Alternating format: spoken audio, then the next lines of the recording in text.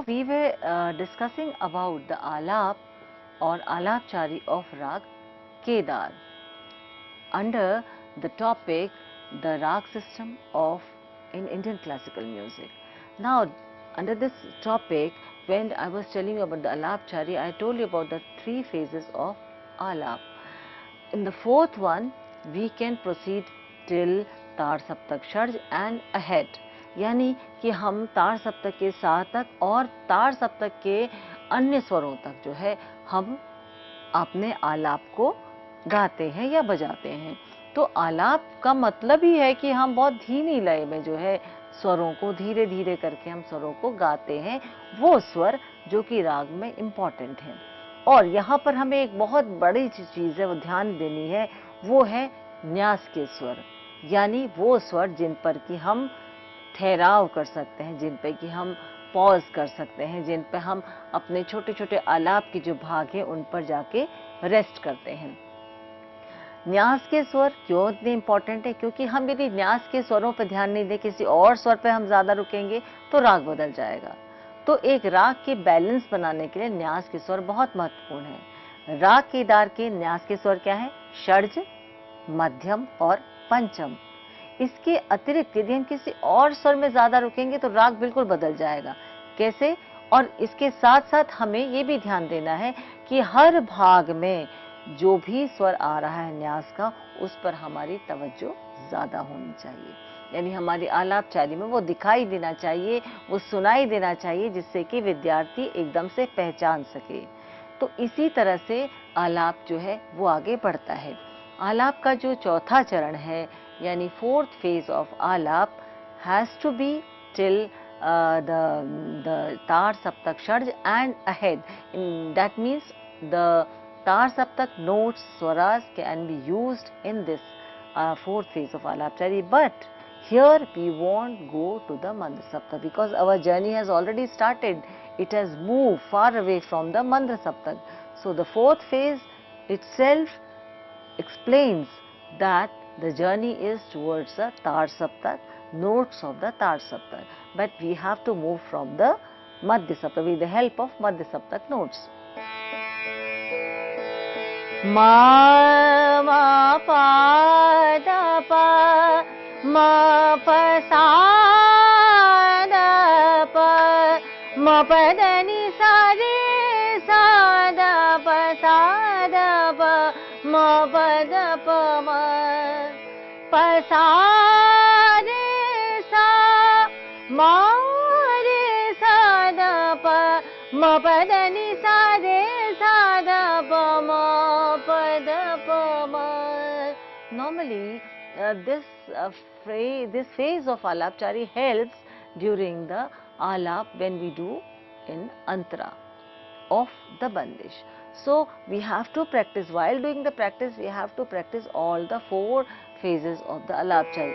Pa sa re sa, pa sa da pa ma pa da ni da pa sa re sa da pa sa ma re sa da pa ma pa da pa ma pa da ni sa re sa da pa sa da pa ma pa da pa ma. See, I am resting on madhyam. Ma pa da pa ma, pa sa da pa ma sa re sa ma pa. Pancham again I am resting. Ma pa pa da pa ma, ma pa sa da pa ma. Again on sharj. Ma pa da ni sa re sa. If we sing like this, ma pa da ni sa re re sa re re, it will spoil the mood of the rag. So we can't just rest or pause on any note which is being used in the rag. No, there has to be we have to follow certain rules, you know. So only on those notes which are the nyas swaras we have to rest. And this alapchari, the way it is done has to be followed throughout the rag. राग को हम गाते हैं या बजाते हैं, इन्हीं नियमों को हमने पूरी तरीके से शुरू से अंत तक हमने इसका पालन करना है। तो आलाप इसका एक बहुत मुख्य भाग है, किसका? राग सिस्टम का, रागदारी प्रणाली का, जो कि भारतीय शास्त्रीय संगीत का बहुत एक भारतीय शास्त्रीय संगीत को जाना ही इसीलिए जाता है, इसीलिए उसको हम कहते हैं रागदारी संगीत भी इसको हम कहते हैं। दूसरा जो आता है मुख्य भाग, वो है इसके पलटे या उसकी ताने या उसके अलंकार।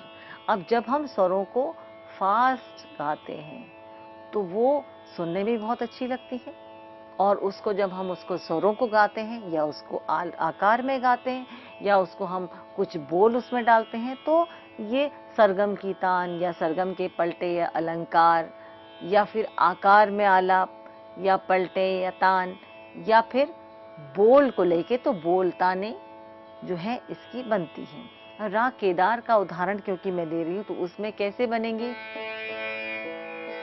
सा रे सा सा मा म रे सा मा म रे सा रे सा मा म प प म म रे सा रे सा। अब क्योंकि हम थोड़ा सा फास्ट चल रहे हैं तो सा मा गा पा म द प म रे सा मा गा पा म द प म प द नि द द प प म प द प म म रे सा मा म रे सा मा म प प म प द प म प सा ग द प म प द प म म रे सा। जब हम ऐसा गा रहे हैं तो कहीं पे कुछ थोड़ी सी कुछ कमी दिखाई देती, तो जो गुप्त तरीके से जो कण के रूप में गांधार का प्रयोग होता है, उसका हम प्रयोग बहुत सुंदर तरीके से इसमें कर सकते हैं, जो कि राग को एक सुंदरता प्रदान करता है या एक कंप्लीटनेस की सी फीलिंग होती है।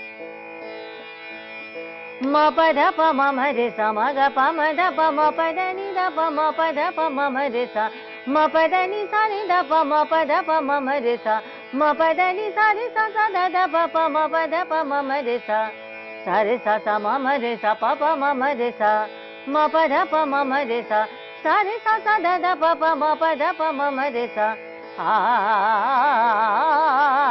आ आ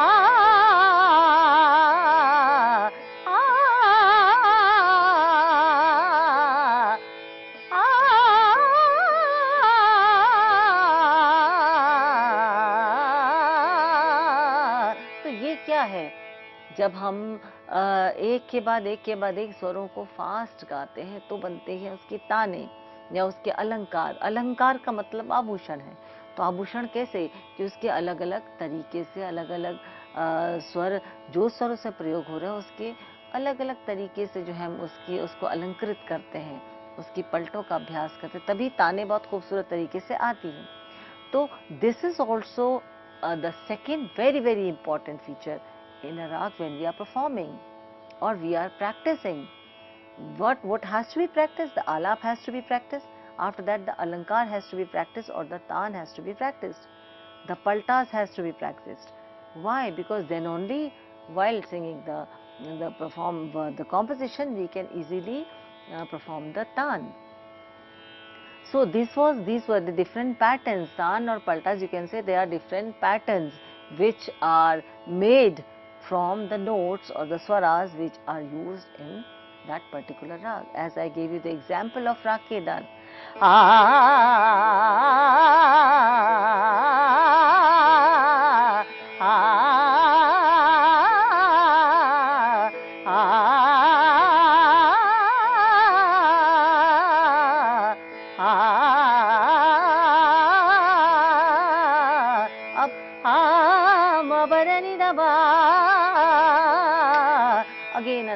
Again and again we have to practice these paltas or these alap. Why? Because then only when we perform, and what the next time I'm going to tell you, that then it helps. Then it helps how a rag has to be presented, has to be performed, has to be do the riyaz of a rag. So this is the way how it should be done. Now the third and very important part or the feature of the Ragdari Sangeet is the bandish, that is the composition. Composition or which we call bandish. Bandish means which is the combination of notes, that is swar, pad, that means the the sahitya or the lyrics you can say, the literature you can say, and the tal. So the combination of all these three parts gives birth to the bandish, that is the composition. So when we are singing the composition, that means the composition has been tuned in with the help of the tune has been made with the help of the notes. Now the combination of notes and the literature is there. Now we have to have a tal also, which gives the limitation to the bandish, which gives the limitation to the notes as well as to the literature. Now the combination of all three of this gives the bandish. In Indian classical music, we don't say it is the geet or it is the rachna word we use it, but we can't say it's a song, it's a geet. We have to use the word bandish. Bandish is only used in the classical music. Why bandish? I told you, because there is a bandhan, something is there which binds, and what binds? Which binds all three parts of this bandish are swar, pad and tal. So as for example, if I sing the bandish, Kana re nandana, इस बंदिश में धा धिन धिन धा धा धिन धिन धा धा तिन तिन ता ता, काना रे नंदनंदन, काना रे Nandanandan. This composition is in teen tal. Teen tal consists of 16 beats. So 1, 2, 3, 4, 5, 6, 7, 8, 9, 10, 11, 12, 13. Kana. Re is the note where the sum is there. Kana re. At this alphabet the sum is there. That means from re the tal is starting. Kana dha din din da da din din da da din din ta ta, kana re nandana, dha din din da dha din din da dha tin tin ta ta, kana re nandana, kana. So this we know the limitation of these 16 beats. ये 16 मात्रा जो है, जो तीन ताल को बनाती हैं, इसमें हमें पता है कि कहाँ से शुरू हो रहा है, मुखड़ा कहाँ से है, सम कहाँ पर आता है. तो ये जो एक बंधन है स्वर, पद और ताल का, ये बंदिश को बनाता है. और ये बंदिश तो तीन ताल में है. कोई बंदिश एक ताल में हो सकती है, कोई बंदिश झपताल में हो सकती है, कोई बंदिश तिलवाड़ा में हो सकती है, कोई बंदिश झूमरा में हो सकती है. अलग अलग तालों में बंदिशें बनी हैं. इसका मतलब है कि उन तालों की जो मात्राएं हैं, जैसे कि झूमरा ताल में 14 मात्राएं, तो वो 14 मात्रा के अंदर ही उस बंदिश को बनाया गया है. और यदि हम झूमरा, क्योंकि वो विलंबित में इसको बड़े ख्याल में गाया जाता है, तो हम कहते हैं कि यदि 56 मात्रा का झूमरा है तो बंदिश भी वैसी बनेगी. 12 मात्रा का कोई बंदिश है तो उसमें वो 12 मात्रा का ध्यान रखा जाएगा. लेकिन यदि एक बड़ा ख्याल है और 24 मात्रा में है तो उसकी स्पीड कम हो जाएगी, वो बंदिश उतनी फैल जाएगी. और यदि हम कहते हैं 48 मात्रा का, तो बंदिश और धीमे जाएगी और वो पूरी 48 बीट्स को पूरा करेगी. तो we have to know that when we talk about the limitation, we should know how many matras are there in this bandish. Suppose I have just sung a teen tal bandish in front of you. This is a drut bandish. That means the fast tempo. So in drut bandish, the sequence or the numbers or the matras will come one after another in a very fast way, in a very fast tempo. Dha din din da dha din din da dha tin tin. It's a fast one. Or dha din din da dha din din da dha tin tin da dha din din da. This is also fast tempo. Now when we talk about the vilambit one, the tempo becomes slow. that means the bandish spreads. How? Dha, dhin, do, ti, char, dhin, do, ti, char, dha, do, ti, char. This is how it spreads. The bandish has to also spread, because the journey is too long comparatively to the journey of the Drut Khayal.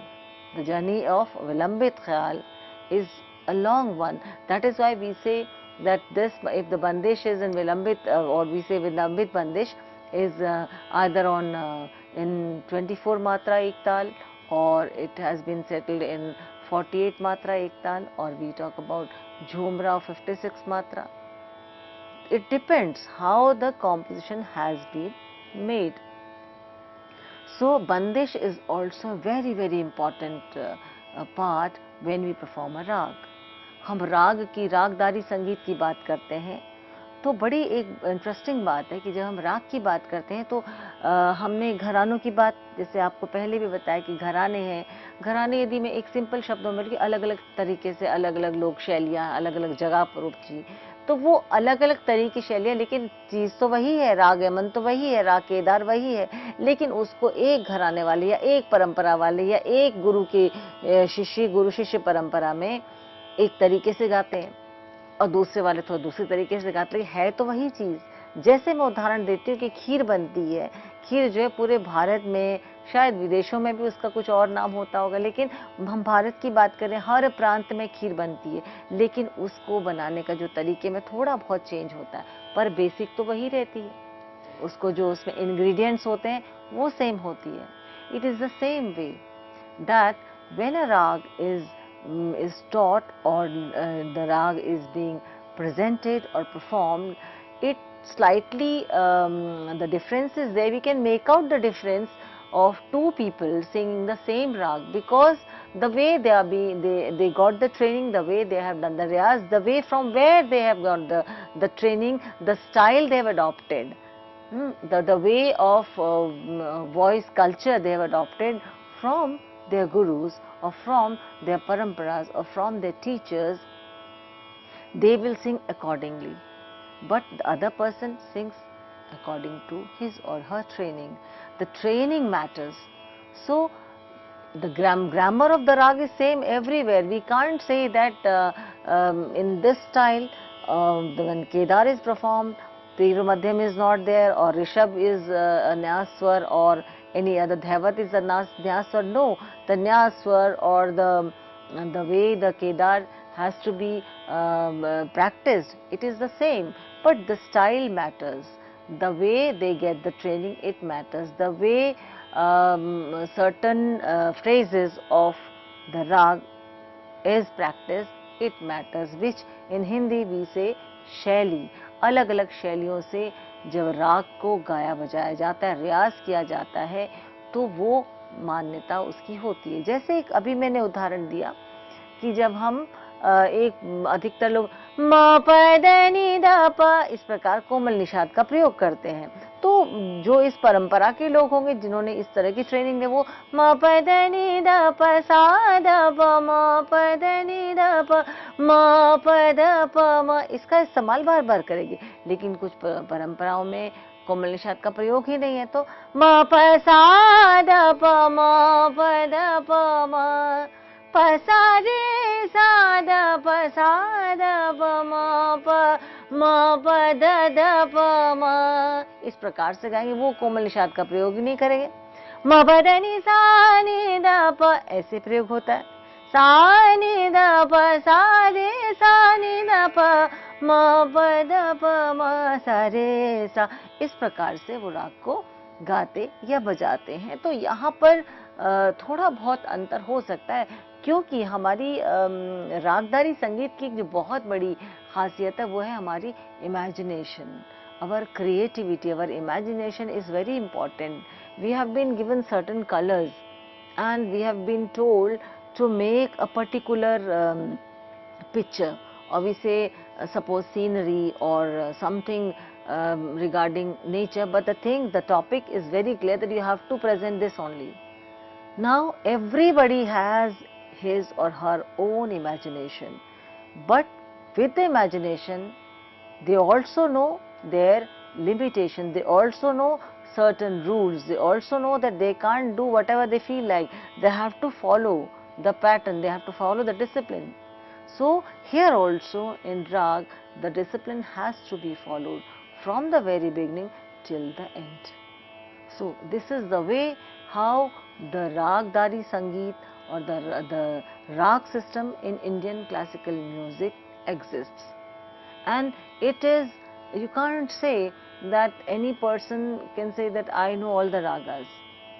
The basic ragas of course are very important, but there are certain ragas which are made with the combinations of different ragas.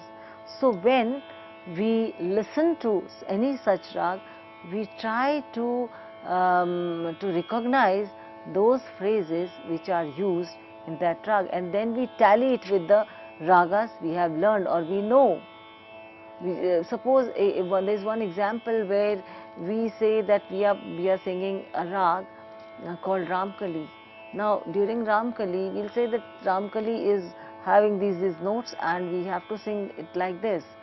But somewhere when we listen to Ramkali, for a person who has not learned Ramkali, if he or she listens to the rag, she can easily make out something which resembles Bhairav,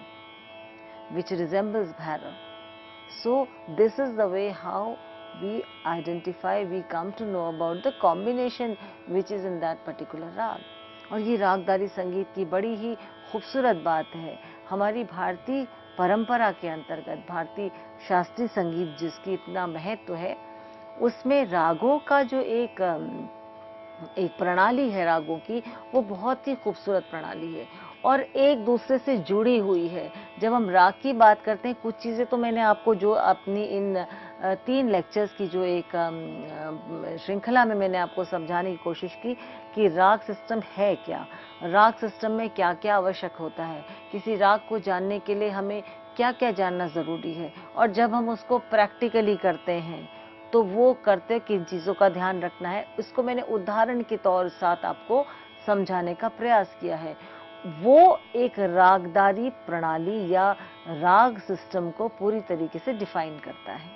और राग system एक ऐसा system है जो कि बहुत सोच समझ के बनाया गया सिस्टम है, और जब हम इसको जानने लगते हैं, समझने लगते हैं और फिर हम उसका अभ्यास करते हैं तो हमारे लिए एक बहुत रुचिकर हो जाता है. अक्सर लोग कहते हैं शास्त्रीय संगीत बहुत मुश्किल है या बहुत हमें समझ में नहीं आता. एक आम व्यक्ति के लिए कहते हैं कि शास्त्रीय संगीत उसको समझ में नहीं आता, लेकिन जब शास्त्रीय संगीत को हम किसी को समझाएं तो इस तरीके से उसको यदि हम रखें तो वही शास्त्रीय संगीत बहुत रुचिकर हो जाता है. और इसके उदाहरण देखिए, कहीं हम लोग को कहीं और नहीं जाना. जो आजकल जो गीत हम कहें फिल्मी गीत जो इतने प्रचलित हैं या लोक संगीत जो इतना प्रचलित है, उनमें इन रागों को की कहीं ना कहीं झलक दिखती है और इन रागों से मदद लेकर बहुत से गीत जो है वो बनाए जाते हैं. गीत हैं, गज़ल हैं, भजने हैं और आपके शब्द हैं, या हम कहें फिल्म के चित्रपट संगीत है. ये सब यहीं से तो प्रेरित होकर लिया आता है. कभी कभी ऐसा भी होता है कि हम कोई कॉम्पोजिशन हम बना लेते बिना जाने कि इसमें ये राग है, फिर हमको लगता है कि ये कहीं ना कहीं मिल रहा है किसी राग की धुन से या उसके स्वरों से, उसकी जो ट्यून एक आ रही है इससे मिल रहा है, तो हम स्वरों को मिलाते हैं, हमें लगता है हाँ इसमें इस राग की झलक है. शायद उसको क्योंकि वो सुगम संगीत है या वो फोक संगीत है या वो कोई और संगीत है, तो हम उसको नहीं कह सकते कि उतनी प्योरिटी को उसने थ्रू आउट मेंटेन किया है. उसमें कुछ ना कुछ उसने नया ऐड हुआ है या कुछ तरीके से परंपरागत रूप से जैसे गाते हैं. But when we talk about the raga system, the discipline has to be followed. There are certain steps which I told you, and these steps are very important for the Ragdari system in Indian classical music. Otherwise, it is, you can say that the base is there, base is given through the help of the Rag system in Indian music. So here we end this series of the Rag system in Indian classical music. We'll come with some more interesting topics in our coming series. Namaskar.